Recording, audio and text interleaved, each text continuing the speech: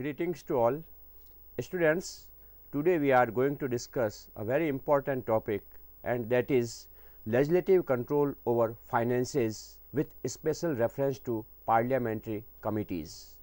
This topic can be discussed under following headings: Introduction, legislative control over finances need, legislative control over finances various methods, Public Accounts Committee, Estimates Committee, Committee on Public Undertakings, Legislative Control over Finances, limitations, and finally conclusion.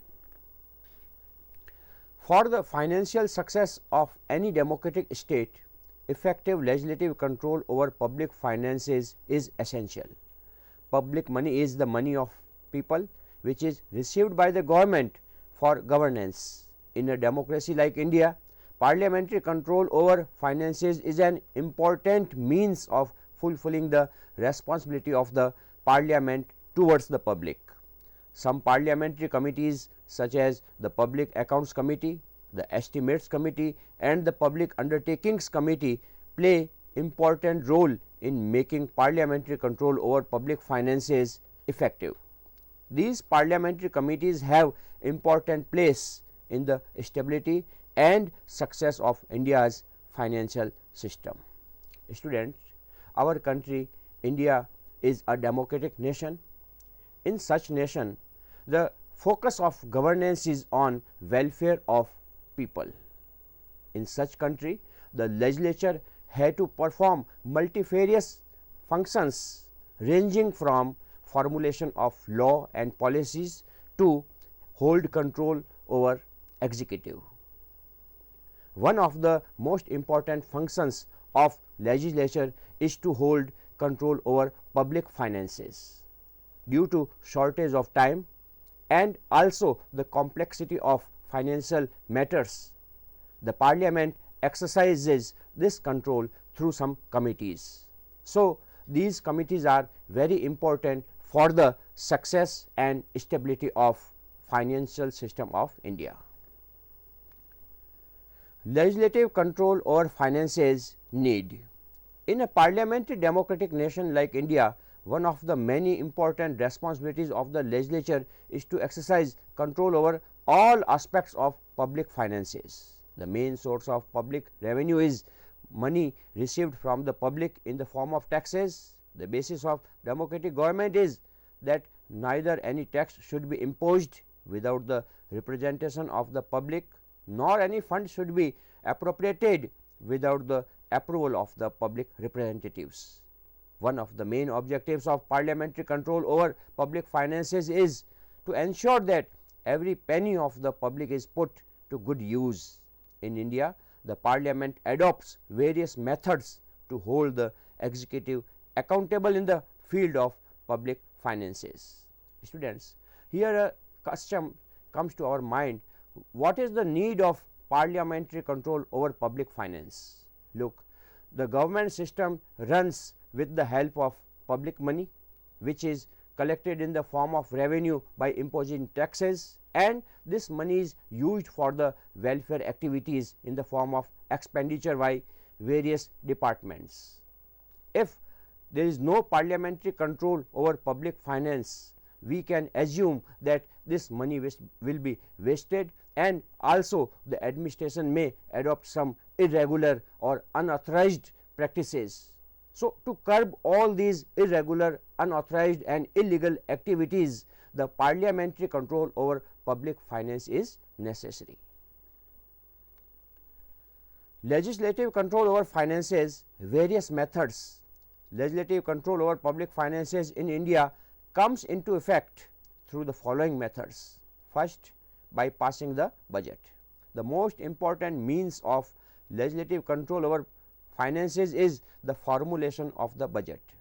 When the budget prepared by the executive is presented before the parliament, every departmental demand is discussed in detail in the house, and in cases of wastage of the departments, serious errors and embezzlements, etc., the executive is strongly criticized. The parliament has full authority to cut and amend the budget presented in Parliament. Thus, by approving the budget, the legislature establishes its control over public finances. Students, budget is as a instrument through which the Parliament exercises its control over public finance. In India, budget is prepared by the executive, it is presented before the legislature for approval, and after approval from the Parliament, it is again executed by the executive part of the government. So, in the process of budget, we see that all the departmental grants which are required from the legislature approval is discussed thoroughly, and Parliament has full right to even cut any grant or requirement of grant by the departments. So, budget can be assumed as an effective instrument for parliamentary control over public finance. Second, Comptroller and Auditor General. Audit of government accounts is actually legislative control over finances. In India, the Comptroller and Auditor General is appointed by the President. This officer audits the accounts of the Union and the states under the powers granted by the Parliament. He submits his report to the President, and the President presents it in the Parliament. The Parliament sends this report to the Public Accounts Committee for consideration. The Comptroller and Auditor General is a servant of the Parliament. This officer remains independent from any form of political influence and exercises effective legislative control over public finances. Students, when money is appropriated by the various departments of the government, two important processes in the form of accounts and audit come into existence. Audit is the process of examination and investigation and verification of public accounts to find out any irregular and unauthorized or illegal transactions of expenditure which has taken place in the various departments. For this purpose, the Parliament has appointed one very important officer in the form of the Comptroller and Auditor General. And most important thing about this officer is that he is independent from any political influence. No political minister is accountable for his functions. So, Comptroller and Auditor General is very important officer to exercise parliamentary control over public finance. Third, parliamentary committees. To establish effective control over public finances, the Parliament has constituted some committees such as Public Accounts Committee, Estimates Committee, and the Committee on Public Undertakings. The Public Accounts Committee studies thoroughly the audit report presented by the Comptroller and Auditor General and provides suggestions. The Estimates Committee gives such suggestions regarding economic savings, organizational reforms, administrative reforms, policies of estimates, etc., on the basis of which economy and efficiency in administration is possible. The Public Undertakings Committee conducts necessary studies and makes suggestions regarding the management of public undertakings in India. Students, as we know, the Parliament has shortage of time, and also there is lack of expertise in Parliament regarding the financial matters. So, to exercise the parliamentary control over public finances, the Parliament constitutes some important committees in the form of the Public Accounts Committees, Estimates Committees, and Committee on Public Undertakings. And you know that all these three committees play very important part in the exercising such control over public finances. We are going to discuss them one by one. Fourth, by reducing the salaries of ministers. The Parliament has the right to reduce the salaries and allowances of ministers and stop other facilities provided to them if it deems necessary to improve the economic situation. Apart from this all, the legislature makes the executive accountable for public finances in some regular ways, such as asking questions to ministers in Parliament, through debates in Parliament, through passing resolutions, through the process of impeachment, through law making and amendment of the constitution, etc. Students, if any situation arises where it deems necessary to reduce even the salaries of ministers and allowances and other facilities provided to them, such action may be taken, but such situation has not arisen in India till now. Apart from all this, there are some regular practices in the parliament through which the parliament or the legislature exercise its control over executive for the financial matters by asking the question by the members of the parliament, or regular debates in the parliament, or passing the resolutions, and even the amendment in the constitution also if it is required. Public Accounts Committee. Historical background. The Public Accounts Committee in India was first recommended by the Welby Commission in 1896, but its actual establishment was by the Montagu-Chelmsford Reforms Act of 1919. The first Public Accounts Committee of India was formed in the year 1921, while the first Public Accounts Committee of Independent India was established in the year 1950. Students, the Public Accounts Committee is a 22 members committee. 15 members are from Lok Sabha and 7 members are from Rajya Sabha. Initially, when this committee was established, all the members are from the Lok Sabha, but in 1954 it was reorganized and now the 7 members from Rajya Sabha are also included. It is a biennial committee, but the elections of this committee are held every year. Through this system, some experienced members always remain in this committee and they can guide the other members in the functions of this committee. This committee starts its work after the presentation of the report of the Comptroller and Auditor General of India. The report is the basis for the investigation of this committee. The main duties of the Public Accounts Committee are as follows: to re-examine the appropriation accounts of the government in the context of the report of the Comptroller and Auditor General. Students, this committee starts its work after the Comptroller and Auditor General submits his report regarding the income and expenditure of the government departments, and this committee re-examines the appropriation accounts of the government in the light of the report presented by the CAG, to test whether the receipts and expenditure of money has been done as per the approval given in the Appropriation Act, to see that the expenditure is incurred by the authorized officer only. Students, this committee also tests whether the receipts and expenditure of money has been done according to the approval given regarding them, and also whether the expenditure has been made by the officer who was authorized for it.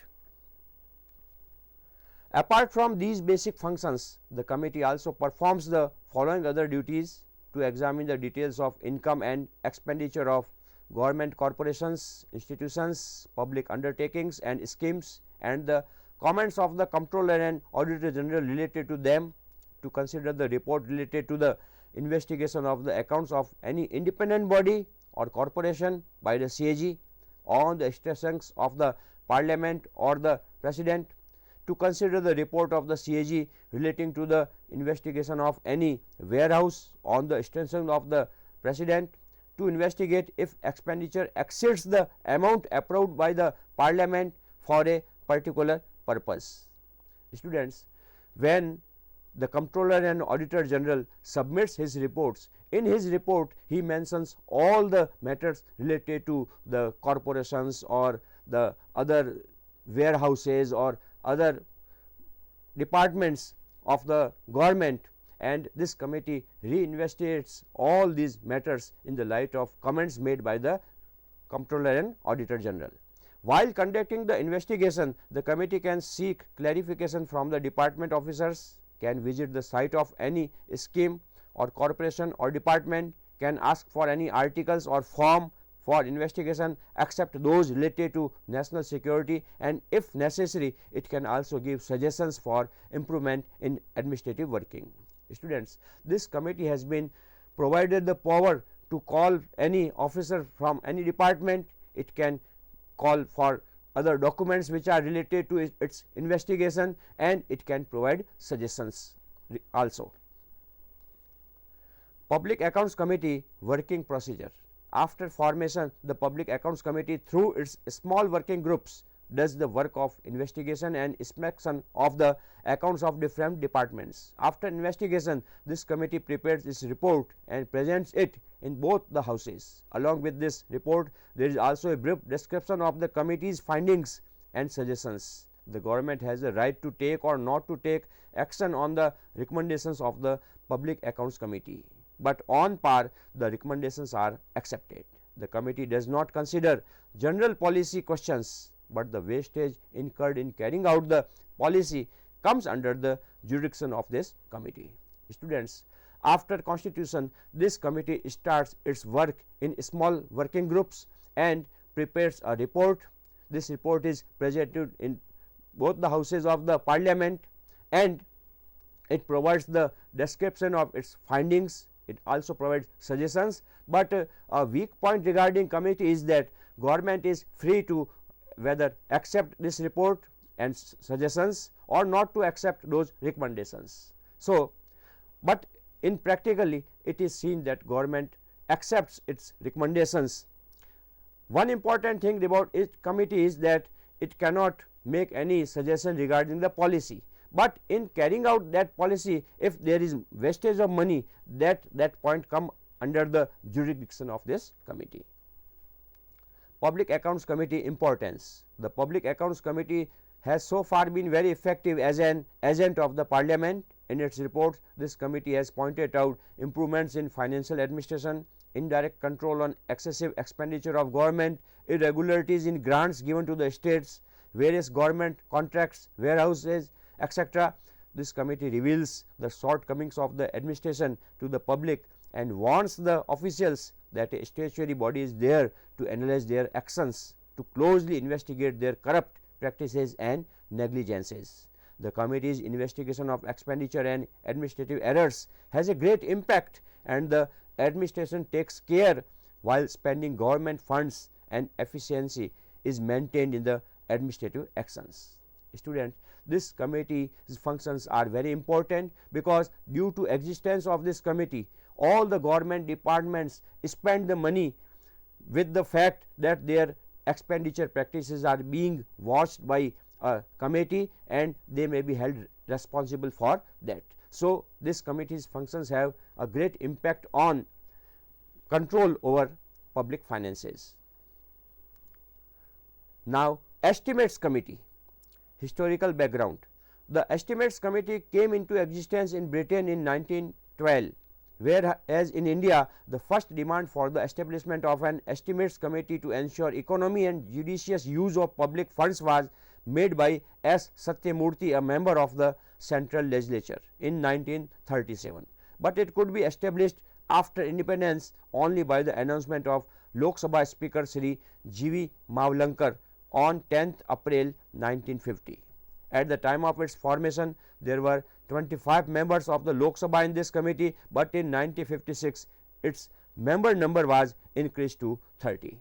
Students, this is another important committee in holding control over public finance, and this is Estimates Committee. The efforts for this committee were also on in India before independence, but it could be established on 10th April 1950. Estimates Committee form and organization. The Estimates Committee is the committee of the Lok Sabha only, whose members are elected every year on the basis of single transferable vote system. This committee consists of 30 members of the Lok Sabha. Political parties get proportional representation in this committee. The chairman of the committee is nominated by the Speaker of the Lok Sabha, but if the Deputy Speaker of the Lok Sabha is elected in this committee, then he is also elected the chairman of the committee. According to the tradition prevalent since 1956, every year 1/3 of the members of the committee are newly elected and 2/3 of the members are re-elected for the next year. Students, this is a 30-member committee, and if the Deputy Speaker of Lok Sabha is a member of this committee, then he is made the chairman of this committee, and elections for this committee are held every year, and 1/3 of the member are new members, where the 2/3 of the members are re-elected. By doing this, the committee gets the benefit of experience of the members who are already in this committee. Estimates committee duties and powers. The main function of this committee is to give suggestions to bring economy.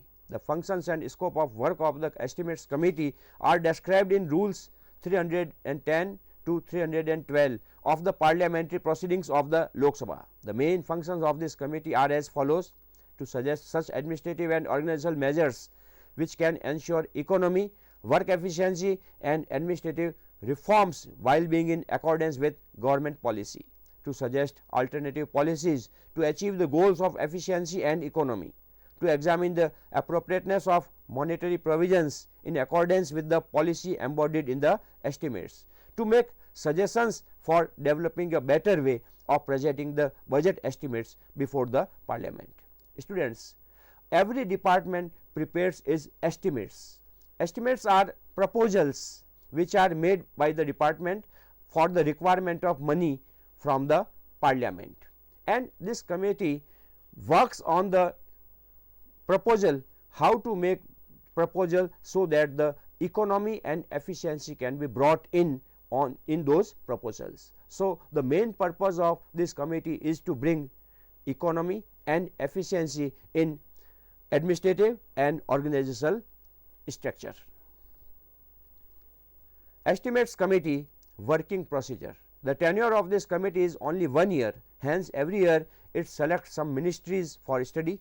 Small groups of the committee start the investigation of different departments. For investigation, the committee collects facts from means like administrative sources, published material, private organization, oral evidences, interviews, questionnaires, etc.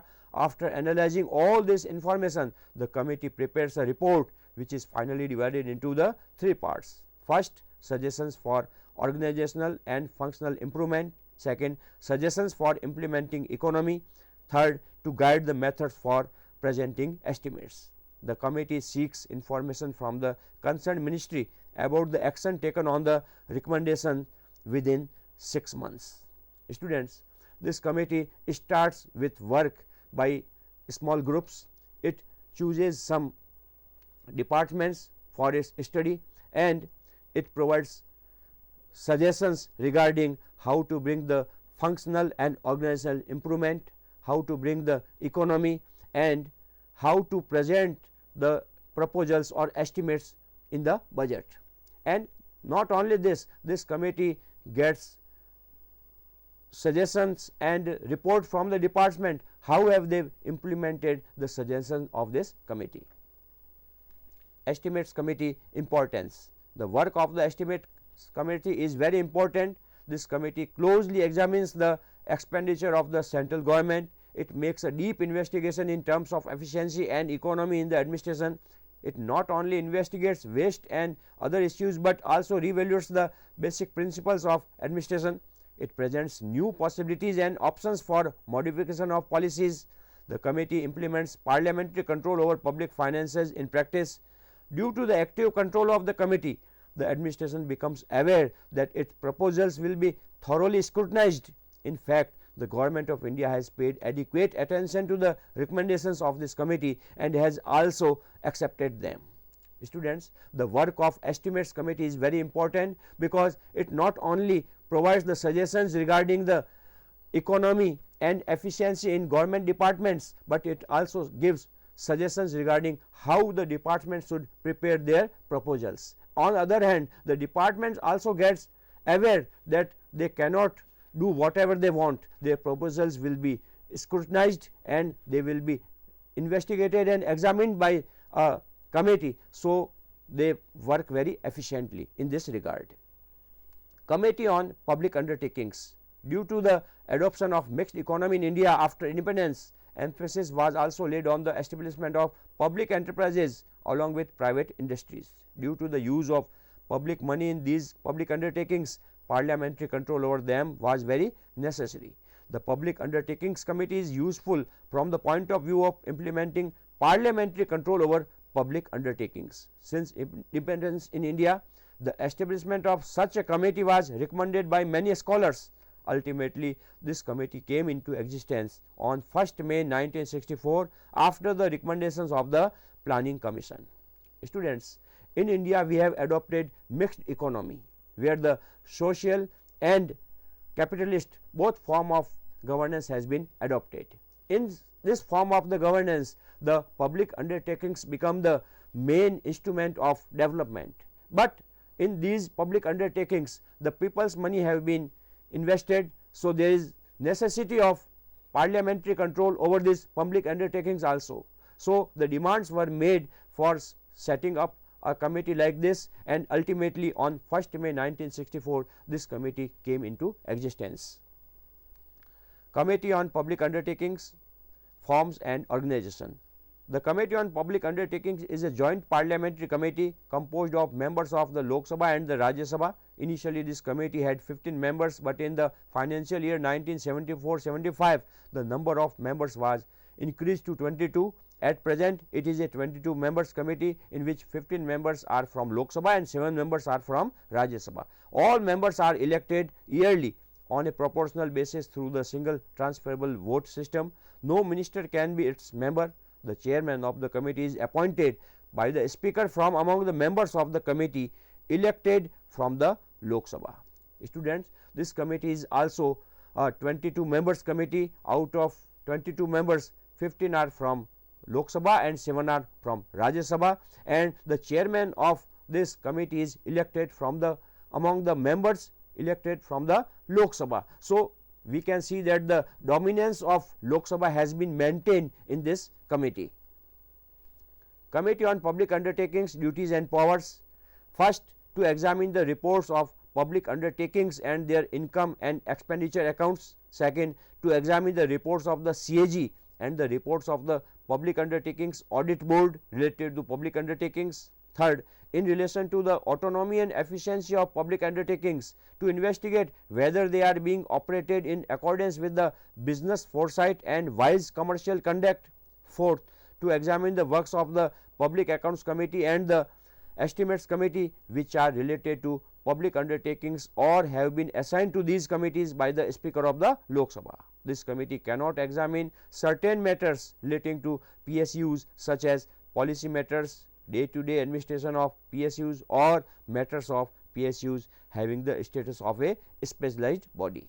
Students, this committee also makes the Comptroller and Auditor General report as its base, and it re-examines whether these public undertakings are being run according to the business foresight and wise commercial conduct.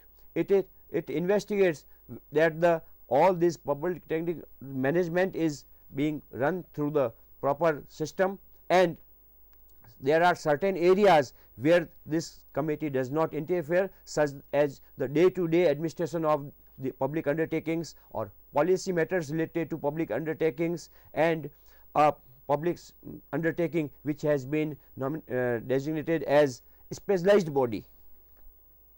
Committee on Public Undertakings, Working Procedure and Importance. After its formation, this committee selects some public undertakings every year for investigation.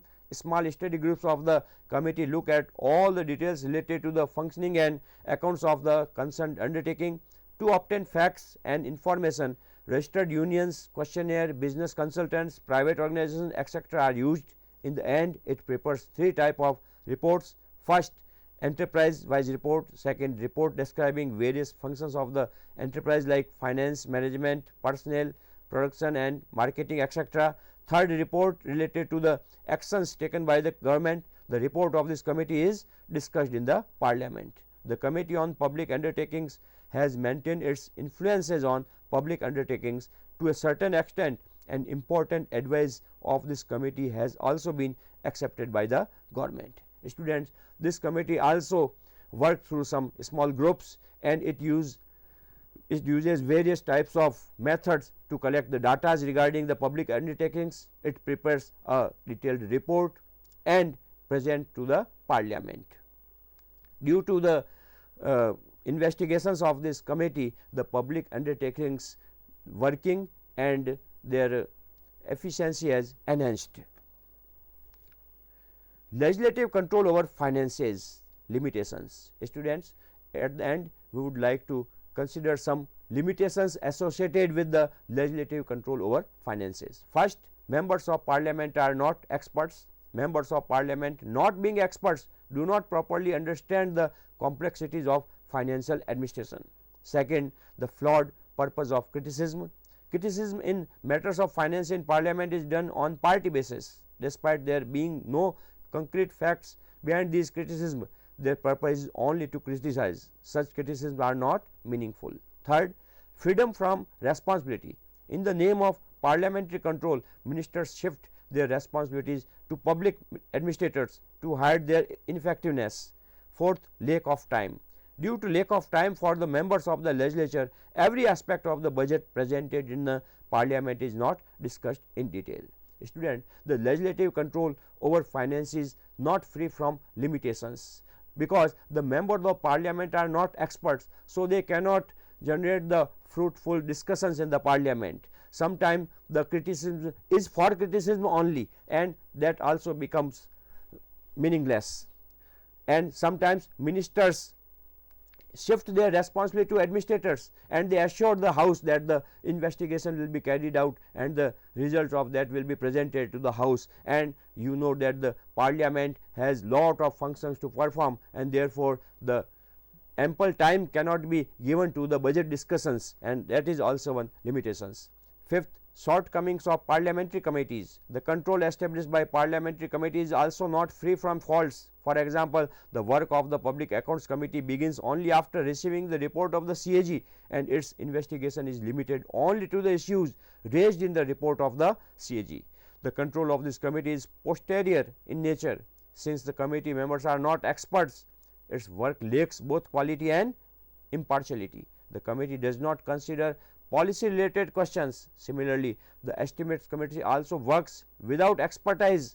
The department, once examined, escaped from the coming under the scrutiny of the committee for many years. The Public Undertakings Committee is also accused of hindering the independence and functioning of the public undertakings. Students, some objections are also associated with the parliamentary committees. For example, Public Account Committee, the functions of these committees are taken to be as posterior, because the expenditure takes place at a time, and after too much time it starts its investigations, which remains meaningless.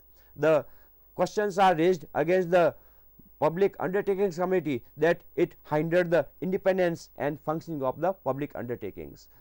The Estimates Committee cannot investigate all the department, so one department which has been investigated at a time remains out of its arena for a long period.